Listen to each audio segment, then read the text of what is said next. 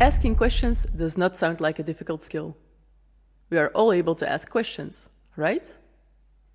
It is, however, important to think about the type of questions you ask, how many questions you ask, and when you should ask them. Overall, we tend to ask too many questions when talking with others, and most of the time, our own curiosity is taking the lead. When using counseling skills, asking questions should be about wanting to clarify and understand, or about encouraging the child to reflect, not about what you want to know. Take a look at this example. My sister and I argue all the time. It seems to get worse as we're getting older, so I feel like we're losing touch. How old is your sister? 15, almost 16? And how often do you argue?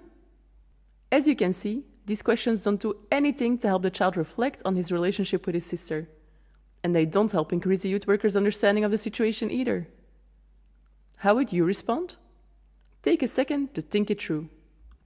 Okay, now let's look at one possible way in which the youth worker could have responded. My sister and I argue all the time. It seems to get worse as we're getting older, so I feel like we're losing touch.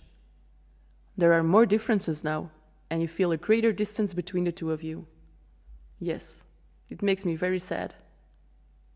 In this example, the youth worker did not respond with a question, but with a reflection of the child's experience and feeling. This response encouraged him to talk more in depth about his relationship with his sister. Another tip: avoid asking more than one question at a time.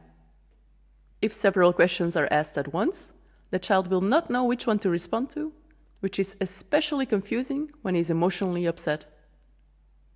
The timing of questions is important as well. Don't interrupt children by asking questions, no matter how much they seem to talk. Remember that many of the children you work with are not used to being heard, and they might have a lot they want to say.